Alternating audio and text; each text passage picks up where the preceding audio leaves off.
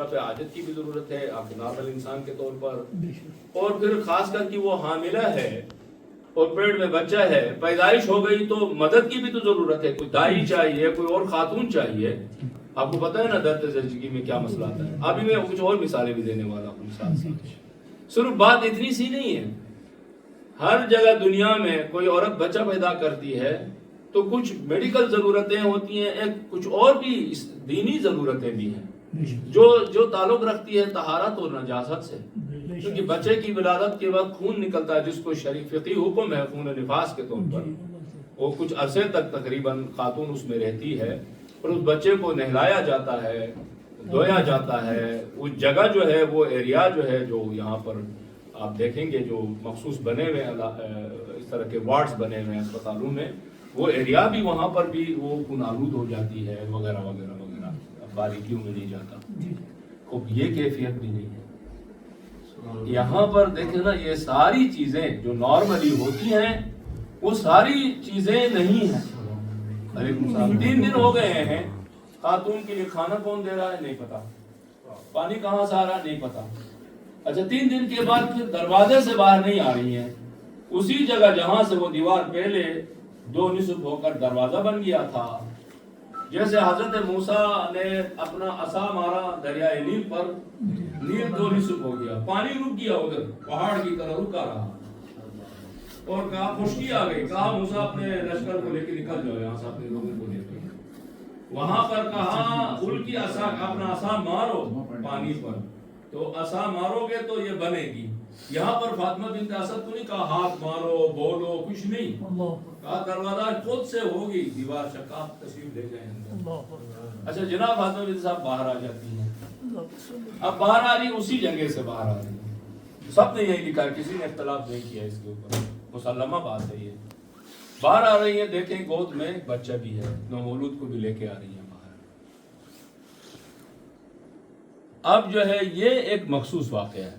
سب کہتے ہیں جی یہ مولا علی کی فضیلت ہے، حاکم نیشابوری ہے، دیگر علماء ہے، ابن قتیبہ نوری ہے، سب نے لکھا ہے کہ یہ فضیلت صرف مولا علی کی ہے. لیکن ابھی ایک سوال ہے یہاں پر کھڑا ہوتا ہے، وہ یہ سوال کھڑا ہوتا ہے کہ ایسا کیوں ہوا ہے؟ فاطمہ بنت اسد خود تو کوئی پیغمبر نہیں ہے نعوذ باللہ. فاطمہ بنت اسد خود تو کوئی جو ہے ولیہ ہونے کا ہمارے پاس کوئی قرآنی ثبوت تو نہیں ہے، اپنی ذات میں پاک خاتون ہے. ولیہ ہونے کا کوئی دلیل ہمارے پاس، دلیل قرآنی آیت اتری ہو، نازل ہوئی ہو. جناب سید کائنات کے بارے میں ہمارے پاس دلیل ہے، سورہ کوثر ہے، کئی آیتیں ہیں، آیہ العطا ہے وإلی آخری، آیہ تطہیر ہے. اچھا حضرت مریم کے بارے میں تو ہمارے پاس دلیلیں ہیں، قرآن مجید کے سورے ہیں، ہے نا، دلیل ہے نا، کوئی بات نہیں کر سکتا نا، ہوا میں ایسے تیر نہیں چھوڑ سکتا ہے. جناب فاطمہ بنت اسد کے بارے میں تو ایسا کچھ نہیں ہے ہمارے پاس. تو پھر یہ فضیلت اور کمال اور یہ شخصیت اور حیثیت اور مقام و منزلت کی معجزانہ طریقے سے اللہ کے گھر میں عام مسجد کے بارے میں کہتے ہیں کہ اگر نجس ہو جائے تو نماز توڑو، مسجد کو پہلے پاک کرو. یہ حکم شرعی ہے، شرعی حکم ہے. فرض کریں میں یہاں نماز پڑھ رہا ہوں، بغل میں کوئی بچہ تھا، اس نے پیشاب کر کے مسجد کو نجس کر دیا، مجھے نماز توڑ کے پہلے مسجد پاک کرنا ہے. یہ فقہ کا حکم یہ ہے، شرعی حکم یہ دیا ہے. کوئی بندہ مسجد میں سویا تھا، کوئی مسئلہ ہو گیا، غسل واجب ہو گیا کہ تو فوراً نکلے. وہ اعتکاف میں بیٹھتے ہیں نا لوگ، ہم بھی اعتکاف میں رہے ہیں مسجدوں میں، کہتا فوراً سیکنڈ ضائع نہیں کرنا، نکلنا فوراً مسجد سے. خانہ خدا ہے، مذاق نہیں ہے. تو آخر یہ اس کے پیچھے صرف فضیلت کی بات نہیں ہے، کوئی پیغام ہے اس کے اندر چھپا ہوا ہے. پھر وہ جو باقی سوالات میں نے آپ کے سامنے کھڑے کر دیے کہ اندر زچگی کیسے ہوئی ہے، 3 دن کھایا پیا کیا ہے، کیسے اس بچے کو سنبھالا گیا ہے، کون مدد کے لیے وہاں پر آیا تھا، یہ سارے سوالات اپنی جگہ موجود ہیں. بچہ باہر آیا، لے کر آیا، پیغمبر گرامی اسلام کی گود میں تشریف لے گئے. پیغمبر نے بہرحال اذان دی، دعا کی، الفاظ بہت سارے جملے دہرائے وإلی آخرہ. کسی نے یہ نہیں کہا کہ بچے کو غسل تو دے دو، کوئی نہیں لکھا تاریخ میں. کہنے کہ پیغمبر نے فرمایا آؤ لاؤ اس بچے کو پہلے غسل دے دو، اس کو پاک کرنا ہے ابھی. ہمیں بھی شرعی حکم ہے، بچہ پیدا ہوتا ہے تو غسل دینا ہے اس کو. ماں کے لیے بھی ایک مرحلے کے بعد کہتے ہیں ماں کو بھی آپ نے جا کے غسل کرنا ہے، غسل نفاس جس کو بولتے ہیں ہم. تو یہ کسی نے نہیں کہا. فاطمہ بنت اسد سے کسی نے یہ سوال نہیں کیا. فاطمہ بنت اسد اللہ کے گھر میں تھی، آپ وہاں نجاست طہارت کا کیا معاملہ چل گیا؟ کوئی نہیں. اب اندازہ لگا لیں. اللہ اکبر.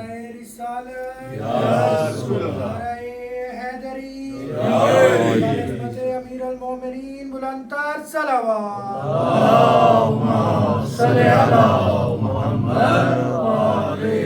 کلے ختم کرتے ہیں. میں نے کل آیت پڑھی تھی کہ امامت کا مسئلہ، بعض لوگ پریشان ہوتے ہیں، کہتے ہیں یار نبیوں سے بڑا ہو.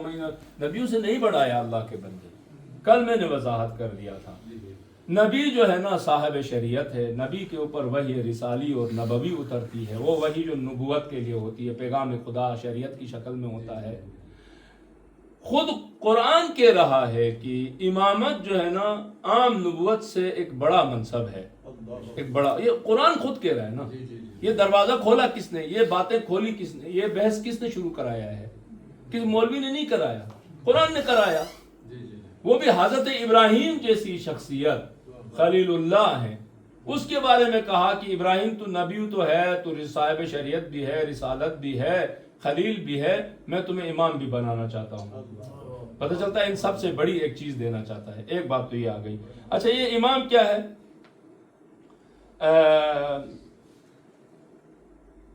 امام، اب امام کی طرف آتے ہیں تو امام کا کام کیا ہے؟ سب سے پہلے ادھر آتے ہیں. ذمہ داری اب ابراہیم علیہ السلام کے پاس اوپر کیا آ گئی ہے؟ غور سے سنیں دیکھیں. جو نبی امام نہیں ہوتے، صرف نبی ہوتے ہیں، یعنی شریعت دیتے ہیں، وحی کو لے کے پہنچاتے ہیں لوگوں کو ابلاغ کرتے ہیں، بتاتے ہیں. ان کا کام ہوتا ہے، عربی میں کہتے ہیں اراءۃ الطریق، یعنی راستہ دکھانا، غلط اور صحیح کی پہچان کروانا، حرام اور حلال کی پہچان کروانا، نجس اور پاک کی پہچان کروانا، برے اور اچھے کی پہچان کروانا، جنت و جہنم کی پہچان کروانا. یہ ان نبیوں کا کام ہے. اگر کوئی نبی امام بھی ہے تو وہ صرف پہچانواتا نہیں ہے، قیادت بھی کرتا ہے. اس کو کہتے ہیں عربی میں ایصال الی المطلوب.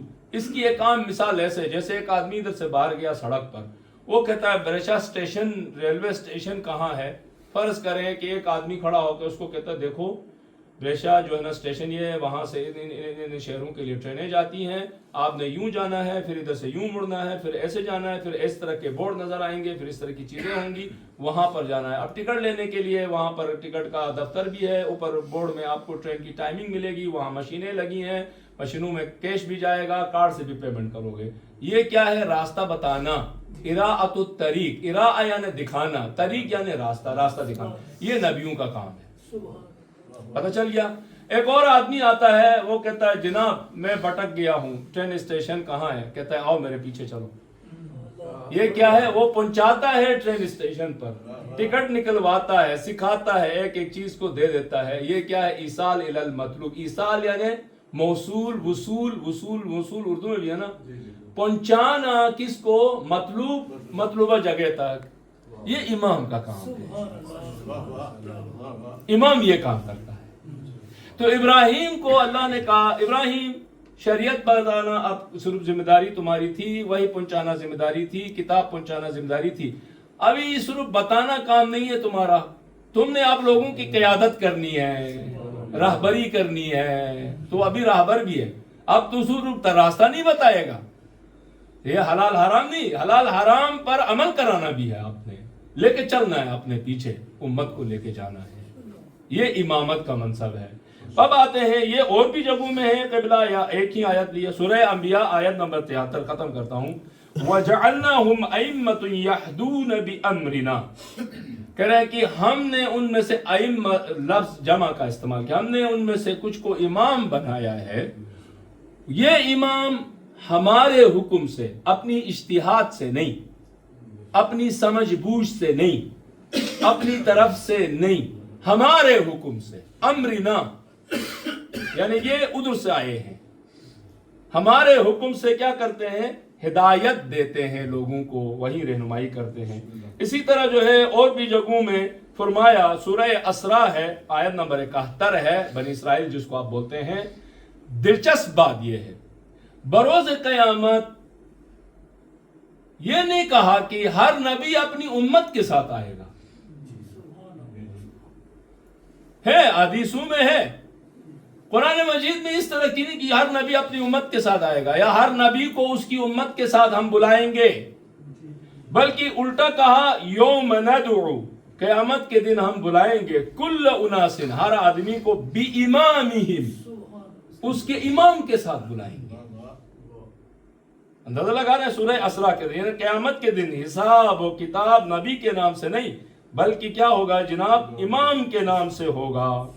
پھر تیسری چیز، جب یہ امامت کے مسئلے پر نبیوں نے اور جناب ابراہیم نے کہا کہ بابا یہ کو سلسلہ آپ نے تو یہ بڑا عہدہ دیا ہمیں قیادت والا، یہ بڑی ذمہ داری آ گئی، بڑا منصب مجھے ملا ہے، تو یہ میری نسل کو بھی ملے گا، تو عجیب ہے۔ نبوت کے بارے میں یہ بات نہیں کہی گئی ہے، کہیں نہیں قرآن میں، یہ نہیں کہ ہونے والا ہے، نہیں مطلب قرآن میں ہے نہیں ایسا کوئی کہ کسی نبی نے یہ کہا ہو کہ خدا یا نبوت کا سلسلہ میری ذریت میں بھی رکھے، تو آگے سے کہا گیا ہو ہم ظالمین کو تو عہدہ نہیں دیں گے۔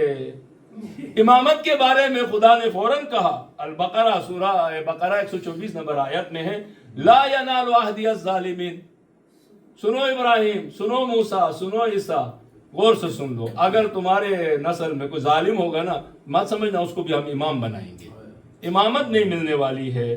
بہرحال یہ وہ چیزیں ہیں جن کو پیش نظر رکھتے ہوئے، کیونکہ یہ امام الاول ہیں، پھر مولا علی کی صفات، باقی فضیلتیں، باب مدینۃ العلم ہیں، نفس رسول ہیں، رشتے چچا زاد ہونے کے ساتھ ساتھ نفس رسول ہیں، اور واقع غدیر، ان سب کو ملائیں تو ایک نتیجہ نکلتا ہے۔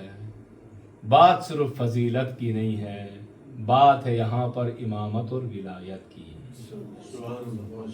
امام طاہر و پاک ہوتا ہے، چاہے اس کی ولادت کے لیے لفظ ولادت استعمال ہوا ہے، مولود اور یولد استعمال ہوا ہے، لیکن یہ ولادت مولود و یولد کو لے کر یہ مت سمجھو کہ ان کی ولادت بھی ایسی ہوتی ہے جیسے ہمارے گھروں میں بچے پیدا ہوتے ہیں، ایسا نہیں ہے۔ دلیل کیا ہے؟ دلیل خانہ کعبے میں مولا علی کی ولادت ہے۔ اگر یہ نارمل ولادت ہوتی کہ ولادت کے لفظ سے ولادت باسعادت مولا الموحدین امیر المومنین لکھنے کا مطلب یہ نہیں کہ جیسے ہمارے گھر میں بچوں کی ولادتیں ہوتی ہیں ایسی ہی ولادتیں ہوتی ہیں، نہیں، دلیل کیا ہے؟ ایسی ولادت نہیں ہوتی ہے، خانہ کعبے میں ولادت ہے۔ ہمارے بچے میں ولادت ہوتی ہے، یہ سارے مسائل آ جاتے ہیں بھائی، تو مولا علی کی ولادت میں تو یہ مسائل تھے نہیں۔ 2 منٹ کے لیے رک جائیں، امام حسن مجتبیٰ کی ولادت میں یہ مسائل کہاں تھے؟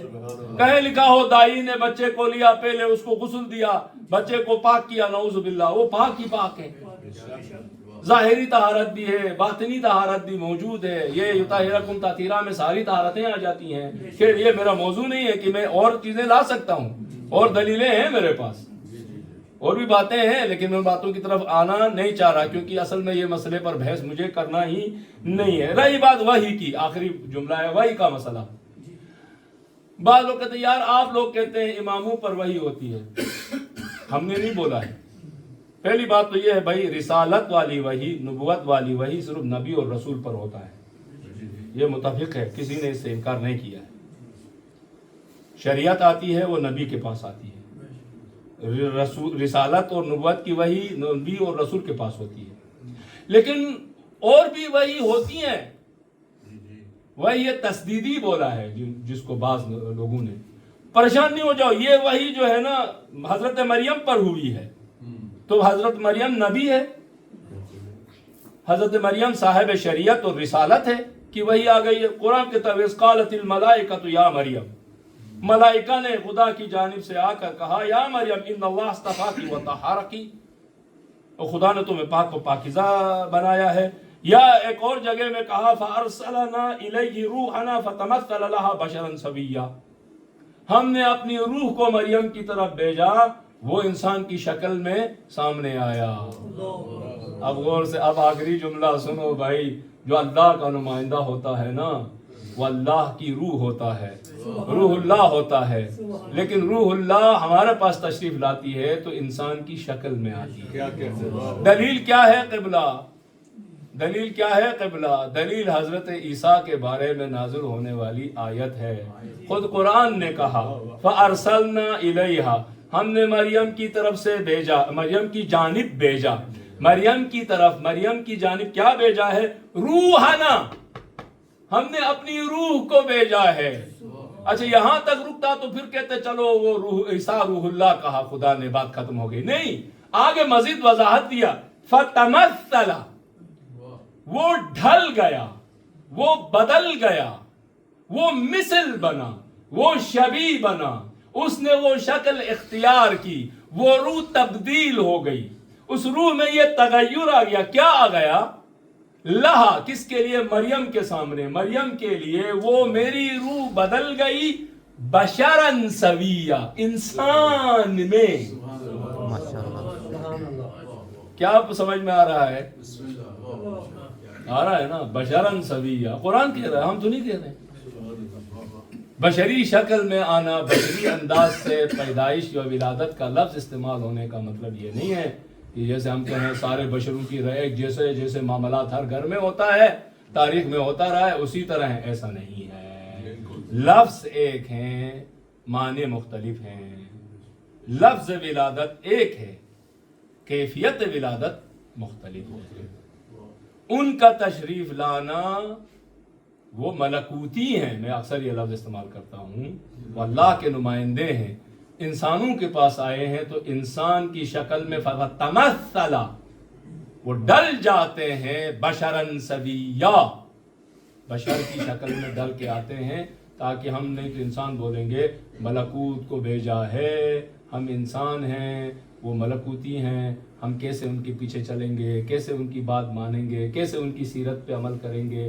اس لیے کیا ہوا، یہ بہانوں سے ہمیں نکالنے کے لیے کہا دیکھو تمہاری طرح جیتے ہیں، تمہاری طرح کھاتے ہیں، تمہاری طرح سوتے ہیں، تمہاری طرح بچے پیدا کرتے ہیں، ان کے پیچھے چلو، لیکن اپنے جیسا مت سمجھو، اپنے جیسے مت سمجھو۔ پیغمبر کو کہا ہے کہ تم میں سے ایک نبی کو بھیجا ہے، تم اپنے جیسا سمجھنا شروع نہ کرو، وہ پیغمبر ہے، وہ بشرن سویہ ہے، تمثلہ ہے، وہ قرآن نے کہا ہے، میں تو نہیں بولا، یہ قرآن ہے۔ اور آیتیں بھی ہیں انشاءاللہ کہ کسی وقت کھولیں، پروردگار عالم ہم سب کو توفیق دے۔ ماہ رجب میں ہیں، خدا بندہ ماہ رجب کی فیوزات و برکتوں سے ہمیں استفادہ کرنے کی توفیق عطا فرما۔ پروردگارا ماہ رجب کے صدقے میں، پروردگارا ماہ رجب کے صدقے میں تمام مسلمین و مومنین کو قلوب کو ایک دوسرے کے لیے قریب فرما۔